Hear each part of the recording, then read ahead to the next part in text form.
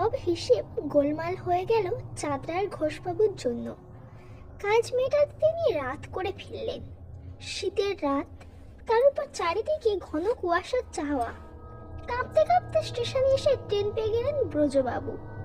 একখানা কুলতলির টিকিট কেটে আরাম করে চাদর মুড়ি দিয়ে ট্রেনের কামরায় এক কোণে বসে পড়লেন। চাঁদরা থেকে কুলতলি বেশ কিছুক্ষণের পথ। মনে মনে হিসাব কষে একটু অস্বস্তিতেই পড়লেন ব্রজবাবু। কুলতলিতে নতুন বাড়ি করে এসেছে ওর মেয়ে জামাই। চিঠি লিখে এদিনের কথা আগেই জানিয়ে দিয়েছেন ব্রজবাবু। বিকেল নাগাদ ওখানে পৌঁছে রাতটা আজ ওখানেই থাকবেন। ঝুলিতে এই নাতনির জন্য কেনা কখনো নতুন অ্যাডভেঞ্চারের বই। কিন্তু চাঁদরার ঘোষবাবুই সব গোলমাল করে দিলেন। এখন জামাই মেয়ে নিশ্চয়ই দেরি দেখে চিন্তায় পড়বে। কি আর করা, গাড়ি ছাড়তেই চোখ বুঝলেন ব্রজবাবু। ঠিক ইচ্ছাই নয়, শীতের রাতের আমেজটা ছিল কিছুটা। এক চটকায় ঘুম ভাঙতে দেখলেন গোটা কামরা খালি। একা উনিই যাত্রী। কতক্ষণ যে কেটে গেছে ট্রেনে, কোথায় যে এসেছেন, সব হিসাব ওর গোলমাল হয়ে গেল। ঘড়িতে দেখলেন ঘন্টা দুয়ের মধ্যে কেটে গিয়েছে। সর্বনাশ, তার মনে তো কুলতলি পিছনে ফেলে এসেছেন তিনি। পরের স্টেশনে গাড়ি থামতেই তাড়াতাড়ি নেমে পড়লেন তিনি। কোথাও কেউ নেই। অত রাত, হজপাড়া গায়ে এই ঠান্ডার যাত্রী আসবে কোথা থেকে? কিন্তু কোথায় নামলেন তিনি? ভালো করে এদিক ওদিক দেখে খুশিই হলেন। না, যেখানে নেমেছেন সেটাই কুলতলি। ওই তো স্টেশনের শেষে বিশাল বটগাছটা, তার নিচে বেঞ্চ পাতা। কতবার ট্রেন ধরতে এসে ওটাতে বসেছেন উনি। নিশ্চিন্ত মনে স্টেশনের বাইরে এলেন তিনি। কোনো সন্দেহ নেই, ঠিক জায়গাতেই নেমেছেন তিনি। তবে হ্যাঁ, আগের রাস্তায় বাঁদিকে কটা কাঁচা দোকান ছিল চায়ের। তার পাশে রিক্সাগুলো দাঁড়াতো, এখন সেখানে পাকা দোকান। এত রাতে তালা বন্ধ, আর রিক্সাগুলো ওখানে নেই। বছর কতক আগে শেষবার কুলতলি এসেছিলেন উনি। বছরখানেক এই সামান্য পরিবর্তনটা কি আর হবে না? নিশ্চিন্ত মনেই এগোলো উনি। বেশ কিছুটা এগিয়ে সামনে রেলপোল। লুপ লাইনটা এখন দিয়ে গেছে। মেল ট্রেনগুলো সোজা এর উপর দিয়েই যায়। এরপর কখানা পাকা দালান, তারপর ক্ষেত জমি, তারপর দুটো মানধাতার আমলের বিশাল দিঘি। তা ছাড়ালেই ভাঙা শিব মন্দির, তারপরে সরকারি কলোনি, তার 2 নম্বর গলিতেই ওনার মেয়ের বাড়ি। স্টেশনে রিক্সা না পেয়ে জোর কদমে হাঁটতে থাকলেন ব্রজবাবু। রাত অনেক হয়েছে। মেয়ে জামাইয়ের যথেষ্ট চিন্তার কারণ এরই মধ্যে হয়েছে উনি। তবে থাক, সব ভালো যার শেষ ভালো। নানান কথা ভাবতে ভাবতে ঘোর কুয়াশা ভেদ করে সামনে এগিয়ে এসে থমকে দাঁড়ালেন ব্রজবাবু। এ কি, সামনে আমার রেলপোল কেন? এই তো কিছুক্ষণ আগে ওটা উনি পেছনে ফেলে এসছেন। তাহলে কোথায় থেকে এলেন উনি? রাস্তা জনশূন্য, আশেপাশে বাড়ি নেই। কাউকে যে কিছু জিজ্ঞাসা করবে সে উপায়ও নেই। একটা ব্যাপার পরিষ্কার ওর কাছে, ট্রেনে ঝিমুনি আসতে কোথায় নামতে কোথায় এসে পড়েছেন উনি। বোকার মতো বটগাছের চিহ্ন দেখে নিশ্চিন্ত হয়ে ফের বেকায়দায় পড়েছেন উনি। এখন আবার ফিরে গিয়ে ট্রেন ধরতে হবে। কপালে অশেষ দুর্ভোগ না থাকলে এমন হয়। ফিরতেই যাচ্ছিলেন উনি, তখনই ঠিক সামনে ঘন কুয়াশার মাঝ থেকে একটা অবাক করা গলার স্বর ভেসে এলো। এ কি দাদু, আপনি এখানে এত রাতে? কোথায় গেছিলেন? যাবেন কোথায়? গলাটা বড় চেনা চেনা মনে হলো ব্রজবাবুর, কিন্তু বুঝতেই পারলেন না এখানে এভাবে এত রাতে চেনা জানা কেউ আসবে ওর, তাও ছেলে মানুষ। কুয়াশা ভেদ করে ছেলেটাও সামনে এসে দাঁড়ালো। নেহাতি বাচ্চা ছেলে, পরনে হাফ প্যান্ট, হাফ হাতার শার্ট, এটা গরম জামাও গায়ে নেই। তবে দেখলেই বোঝা যায় ভদ্রঘরের ছেলে। অন্ধকারের মুখটা যতটা দেখতে পেলেন ব্রজবাবু, বড় চেনা চেনা বলে মনে হলো। কিন্তু ছেলেটা মুচকি হেসে বলল, দাদু চিনতে পারেননি তো? ব্রজবাবু হ্যাঁ না কিছু বলার আগেই ও বলল, আমি তো টোকনের বন্ধু, বাপ্পান আমার নাম। এক ক্লাসে পড়তাম, পাশের বাড়িতে থাকতাম। স্বস্তির নিঃশ্বাস ফেললেন ব্রজবাবু, বললেন, ও হো হো, মনে পড়েছে মনে পড়েছে। তোমার বাবা না ব্যাংকে কাজ করেন? হ্যাঁ, ঠিকই বলেছেন, বলল ছেলেটা। তা তুমি এখানে এত রাত্রে কি করছো? অবাক ব্রজবাবু জিজ্ঞাসা করলেন। আজ ঠান্ডাও পড়েছে বেশ, গায়ে তো কিছুই দাওনি দেখছি। বাপ্পান অন্ধকারে হাসলো আর বলল, আমার কথা থাক দাদু, আপনি তো রাস্তা হারিয়েছেন। টুকুনদা তো কুলতলি থাকে, এ তো তার আগের স্টেশন মান্দার হাট। কোথায় নামতে আপনি কোথায় নেমে পড়েছেন?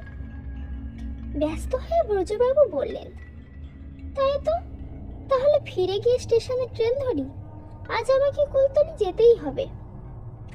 বাপ্পন বলল, এখন যে ট্রেন পাবেন দাদু, তা মন্দারহাটে থামলেও কুলতলিতে থামবে না। সেটা আবার সেই সকালে। পথের মাঝে থমকে ব্রজবাবু বললেন, তাহলে উপায়? 11:52 শেষ ট্রেন মান্দারহাটে, ওটা সোজা কলকাতায় যায়, ওটাতে ফিরে যাবেন। না বাবা না, চিঠি লিখে ওদের জানিয়েছি আজ আসবো। এখন না গেলে সারা রাত চিন্তায় ছটপট করবে। তার চেয়ে তুমি আমাকে একটা রিক্সা ডেকে দাও, চলে যাই। বড়াতে খরচ ছিল, হবে। এত রাত্রে কোনো রিক্সা ওদিকে যেতে চাইবে না। ভীষণ হতাশ হয়ে ব্রজবাবু ফের বললেন, তাহলে উপায়? ছেলেটা আবার কুয়াশায় হারিয়ে গেল। কুয়াশার ভিতর থেকেই বলল, হাঁটতে হবে দাদু, 1.5 মাইল পথ। 1.5 মাইল পথ? মাঠের মাঝ দিয়ে আল ধরে? না না, চিন্তা করবেন না, শীতকালে ও পথেই বেশি লোক চলে দিনে। তবে আমি যদি সঙ্গে থাকি তো রাতে বা কি ভয়। চলুন আমার সঙ্গে, আপনাকে পৌঁছে দিয়ে আসি। মনে নানান প্রশ্ন জাগলো ব্রজবাবুর। থাকতে না পেরে বললেন, সে কি, এত রাতে তুমি আমাকে পথ দেখিয়ে নিয়ে যাবে? তোমার বাবা মা? বাপ্পন বাধা দিয়ে বলল, ও নিয়ে ভাববেন না, ওরা আজকাল এখানেই থাকেন না, বদলি নিয়ে অন্য জায়গায় চলে গেছেন। আমি এখন একা থাকি এখানে, একদম একা। শেষ কথাগুলো কেমন যেন দুঃখ ভরা। না মানে, তোমরা থাকতে কোথায়?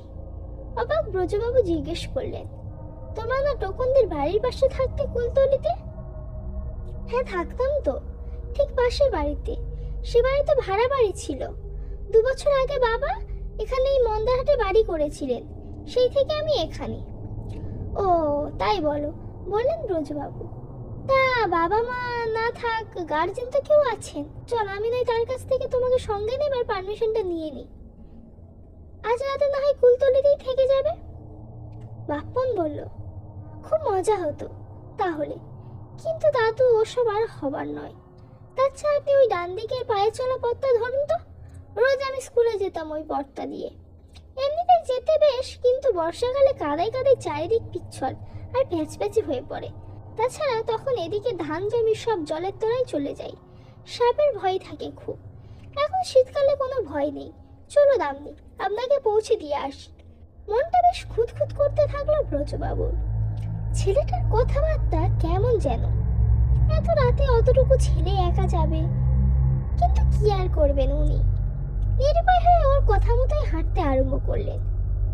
মনে মনে ঠিক করলেন, এত রাত্রে ওকে একা রেখে ফেরত পাঠাবেন না, ধরে রাখবেন কুলতলিতে। এসব ভেবে মনে মনে উনি একটু স্বস্তি পেলেন। ভাগ্যিস ছেলেটা এসেছে এই শীতে সাহায্য করতে, তা না হলে তো। আর ভাবতেই পারলেন না ব্রজবাবু। হাঁটতে হাঁটতে প্রশ্ন করলেন, তুমি তো টুকুনের সঙ্গে একই ক্লাসে পড়ো না? হ্যাঁ পড়তাম। পড়তাম কেন? অবাক জিজ্ঞাসা করলেন ব্রজবাবু। উত্তরে বাপন বলল, দাদু দাদু, আপনি তো বাঁ দিকে যাবেন না, ওদিকে একটা চোরা গর্ত আছে, খুব গভীর। আমিও আগে জানতাম না, বিপদ তো সেজন্যই ঘটেছিল। এসব কথা ব্রজবাবুর কানে ঠিক গেল না। ডান দিকে সরে এসে উনি আবার ওর প্রশ্নের জেদ টানলেন। পড়াশোনা ছেড়ে দিয়েছো নাকি? হাতের কাজটা শেখো, কি করো আজকাল? ছেলেটা কোনো উত্তর দিল না। সঙ্গে সঙ্গে একটা কথা মনে হলো ব্রজবাবুর। তবে কি এ ছেলে বয়ে গেছে? না না, তাই বা হয় কি করে? ও তো টুকুনের বন্ধু, বয়স বড় জোর 10 কি 12। ও বয়স তো বয়ে যাওয়ার নয়। তবে ব্রজবাবু থাকতে না পেরে ফের জিজ্ঞাসা করলেন, ও কি হে, কি হলো তোমার, কথা বলছো না যে? থেকে থেকে ঘন কুয়াশায় ঢেকে যাচ্ছিল চারিদিক। কখনো ছেলেটাকে দেখা যাচ্ছিল, কখনো হারিয়ে যাচ্ছিল। তেমনি কুয়াশাও তখন হারিয়ে গেছে। উত্তর না পেয়ে বেশ অস্বস্তিতে পড়লেন ব্রজবাবু। চাপা গলায় ডাক দিলেন, বাপ্পন, কোথায় গেলে তুমি? কুয়াশার মাঝ থেকে বাপ্পন উত্তর দিল, ঠিক চলছেন দাদু, চিন্তা করবেন না, আর কিছুটা এগোলেই পাকা পথ, ওখানে পৌঁছালে সোজা কুলতলি, আর আধ ঘন্টায় পৌঁছে যাবে। খুশি হয়ে ব্রজবাবু বললেন, হ্যাঁ, কি বলছিলাম যেন, ও তোমার পড়াশোনার কথা। ব্রজবাবু কথা শেষ করতে পারলেন না। কুয়াশার মাঝ থেকে বাপ্পন বললে, জানেন দাদু, আমি না পড়াশোনায় খুব ভালো ছিলাম। টুকুনের সঙ্গে খুব ভাব ছিল আমার। বাবা ব্যাংক থেকে ধার নিয়ে এই মন্দারহাটে বাড়ি করলেন। এখানেও ভালো স্কুল আছে। আমি বললাম, নতুন স্কুলে আমি কিছুতেই পড়বো না। বাবা বললেন, 1.5 মাইল পথ রোজ যাবি কি করে? আমি বললাম, হেঁটে যাবো, আসবো, আমার কষ্ট হবে না। আমি আমার পুরনো বন্ধুদের ছাড়তে পারবো না। বাবা ভীষণ রাগ করলেন, বললেন, যা ইচ্ছা তাই কর, ব্যাস, আমাকে আর বদলে নিতে হলো না। আমরা নতুন বাড়িতে উঠে এলাম। তখনও বৃষ্টি নামেনি, শুকনো মাঠঘাট। হেঁটে স্কুলে যেতে আসতে আমার মন্দ লাগতো না। তারপর যখন এই সিধে রাস্তাটার খোঁজ পেলাম, তখন আমাকে আর দেখে কে। তারপর নামলো বৃষ্টি, ভীষণ বৃষ্টি। দেখতে দেখতে চারিদিকে জল জমে গেল। মাঠে যেসব লোক কাজ করতো তারা আমাকে বলল, খোকা, আর এ পথে যাওয়া আসা করো না, ঘুরপথেই যেও। আমি সে কথা শুনবো কেন? এ পথে মাত্র আধ ঘন্টা সময় লাগে, আর ও পথে? ব্রজবাবু বাধা দিয়ে বললেন, আমরা তো সেই পথেই যাচ্ছি। তাহলে তো কিছুক্ষণেই কুলতলি পৌঁছে যাব। কুয়াশা কেটে গেল। বাপন বার হয়ে এসে বলল, হ্যাঁ, আর বড় জোর 5-7 মিনিট লাগবে, ওই তো সামনে পাকা পথ। অন্ধকারের মাঝে কালো চওড়া পাকা পথটা সত্যি দেখতে পেলেন ব্রজবাবু। খুশি হয়ে বললেন, হ্যাঁ, তুমি যেন কি বলছিলে? গত বছর ভীষণ বর্ষা হয়েছিল এদিকে। একদিন স্কুলে পৌঁছেছি, বৃষ্টির নামলো ভীষণ। সে কি বৃষ্টি! 4:30টায় যখন ছুটি হলো তখনও টিপ টিপ করে বৃষ্টি পড়ছে। দিনটা ছিল 7ই আষাঢ়। আমার সঙ্গে ক্লাসে টকুনের একটু ঝগড়া হয়েছিল। একটা ডট পেন ওর মামা ওকে দিয়েছিল। 4 রকম কালি ছিল তাতে। আমি বললাম, আমাকে 2 দিন দে না ভাই, বাড়ি নিয়ে যাব। ও কিছুতেই দিল না। ভীষণ দুঃখ হলো আমার। ছুটির পর আব্দুল বলল, চল আমরা বার হয়ে পড়ি, বৃষ্টি বাড়তে পারে। পাকা রাস্তায় ও প্রায় মন্দারহাটের কাছাকাছি থাকে। আমি রাগ করে বললাম, না, আমি একা যাব। রাগ হলে এই জন্য, কারণ আব্দুলও টকুনের হয়ে কথা বলছিল। বলেছিল, মামা ওকে জিনিসটা দিয়েছেন, ও কেন তোকে দেবে? আব্দুল ভয় পেয়ে জিজ্ঞাসা করেছিল, তুই কোন দিক দিয়ে যাবি ভাই? আমিও রাগ করেই বলেছিলাম, আজ আমি মাঠ পথে ফিরবো। আব্দুল বলেছিল, না ভাই, যাস না। তখনও বলেছিল, আব্দুল, ওকে বল ওর একটা মাসির বাড়ি এখানে আছে, আমার উপরে রাগ করেছে করুক, সেখানে গিয়েও থাকতে পারে। আগে কি থাকেনি ও? আব্দুল বলেছিল, আমার সঙ্গে ফিরে চল না। আজ তোর কি হলো বলতো? তখন আমার রাগ যেন কেমন দুঃখ হয়ে গিয়েছিল। এত কথা বলছে ওরা, অথচ একবারও তো বলছে না, এই নে ডট পেনটা। আমি কি ওটা নিতাম? ফেরত তো তাহলে দিয়ে দিতাম। তা নয়, ওরা আমাকে থাকতে বলছে, সঙ্গে যেতে বলছে। আমি বলেছিলাম আমি থাকবো না, আমি যাবই, আর যাবো ওই মাঠ পথে একা একা। বলে আমি আর দাঁড়াইনি, রাগ করে কিছু দূরে চলে এলাম। পায়ের পাতা ডোবা জলে ক্রমে হাঁটু ছাড়িয়ে প্রায় প্রায় কোমর পর্যন্ত। আমি ভয়ে থেমেছিলাম। কোন দিকে পথ, কোন দিক দিয়ে যে যাব কিছুতেই বুঝতে পারছিলাম না। ভীষণ ভয়ে ঠিক করলাম ফিরেই যাব। আজ নয় টুকুনদের বাড়িতেই থাকবো রাতে। ফিরতে গেলাম যেই থামলো বাপন। ব্রজবাবু প্রায় আতঙ্কে বললেন, কি সাহস তোমার, এমন রাগও কেউ করে? ভাগ্যিস ফেরার বুদ্ধি করেছিলে।